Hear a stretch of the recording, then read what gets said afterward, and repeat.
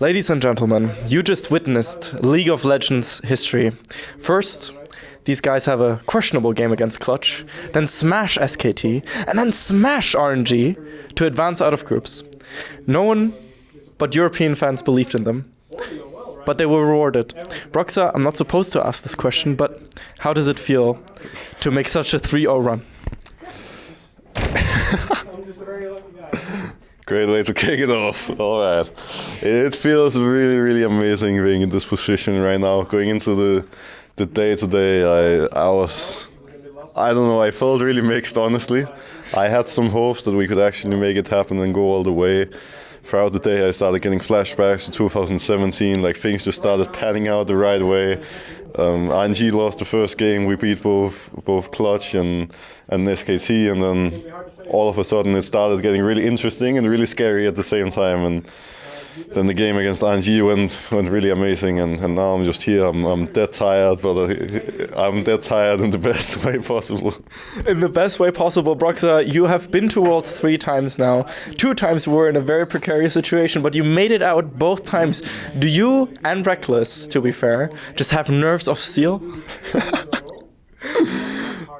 Honestly, I don't know. Like it feels. I don't know. I don't really appreciate being in this position every year, honestly. It's kind of becoming a habit. Like, we always start so poorly, and then we just make everything just works out perfectly towards the end. It happens so many times in the regular split. It happens almost every year at Worlds. Like, even last year at Worlds, our week 1 wasn't ideal, and then we went 4-0 in week 2, and I don't know, I guess we're just, what should we call it, late game, late splits, I don't know. Fnatic week 2, man, that's just it, Fnatic week 2. I guess so. Yeah, I don't know, it feels really great, and I guess at this point you would kind of expect us to have nerves of steel, but it feels just as sketchy every time. It never feels great, you know, it never is ideal. I have to say, for being so incredibly happy, and I'm so happy to see you like this, during the games you were dead focused. Like, Healy was already laughing, having fun after 10 minutes. Oh, you got kills here and there. People was having a good time, as he always does. You were dead focused until the very last second. So did you basically not want to believe until the Nexus fell? I think when it comes to that, I've always been. That doesn't really change for me. I've always been the same in that regard, and it's the same, you know, throughout the split. Like, I always take everything one step at a time. Like, when we are in the middle of the split, I don't want to say we're gonna win the split before we made it to playoffs, and then we just take it one step at a time. Here's the same. Like, I knew throughout the day that it was really, really close, but I also really wanted to keep my composure and actually stay focused, because, you know, just taking it one step at a time makes it so much easier for me to actually mentally reset, and yeah, to just look at it from a different perspective. If things start going a little wrong, and then I can help the other guys get back on track and kind of be a cheerleader in that sense and bring a lot of positivity when I have to. And yeah, I was fully, I guess you can call it stone-faced until we actually made it to the quarterfinal. But once we made it, my headset got smashed into the table. Hopefully it survived. And yeah. Rip. Rip headset. Oh man. But how did you and the team manage to keep the composure, or what was going on behind the scenes after that Clutch game? Because, I mean, let's be honest, that was...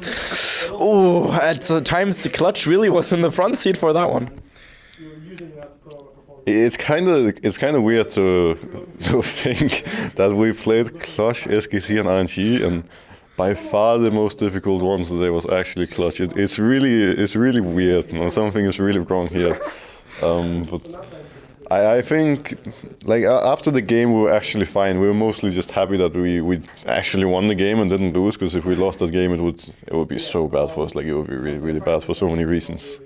So we were mostly just happy that we actually had such a hard time closing out the game and still made it happen, and also recognized that Clutch played really, really well. I think Clutch had a really good game, and throughout the group stage, and especially today, they had some really, really good games in general, and I feel like they've been a challenge for every team. And going into the tournament, I said that I wouldn't be surprised if Clutch actually upset one of the 3 teams, and they didn't make it happen, but it was close so many times. So I think it's worth just recognizing that they were actually good. The Shotcaller interview day one with Broxah. Shotcaller fans know about that prediction. I have to agree, Clutch was an incredible team. Commiserations to them. 0-6 is not a scoreline there. It feels not really deserving for them. But that said, sending home RNG, I mean, that team historically had Fnatic by the balls, to be pretty blunt there. What changed this time around compared to previous matchups? And I know, in scrims, RNG was also not always the nicest opponent to you guys.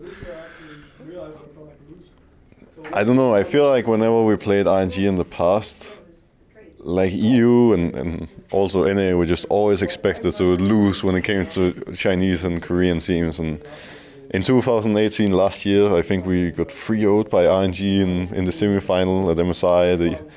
Before that, we got 3-1 at Worlds, and it was just never really close before it actually came to Worlds last year. And I feel like that's when EU really started getting momentum. Both us and G2 had a really, really good Worlds. I think the meta changed in European favor. It's way more aggressive now, and it just fits us European players a lot more than the slow style in the past. And yeah, I think actually recognizing that we can do this and getting that confidence boost and momentum, as well as the meta changing into what is considered better for Europe, really, really helped us. Yeah, thank you, Raito, for that one for sure. I want to mention, like sometimes with games, especially when you look at G2, for example, there sometimes are members that carry a bit more than others, and that's completely fine and normal. With Fnatic today, I felt like everyone had their carry pants on at one specific time. Everyone performed consistently well, but then, Bwipo really saved the game against Clutch. He fucking wrecked RNG on that pick. And you and Reckless just completely consistency. And Nemesis against SKT as well. Amazing stuff. So how comforting does it feel to always have teammates that can have your back no matter how difficult the situation is for the team? It's just really, really awesome actually playing on a team that, first of all, can handle playing under this insane pressure. Like all 5 of us actually showed up today, even though, the smallest mistakes could have costed our Worlds run and got us knocked out, right? And everyone still performed really well. And yeah, it's just amazing knowing that we have 5 really good players. We've all been really good individuals throughout the year, but our team play was never on point. And now the team play is starting to click as well, and that is starting to work out. And yeah, it's just really, really nice. It's happening at the right time as well, so that's pretty lucky.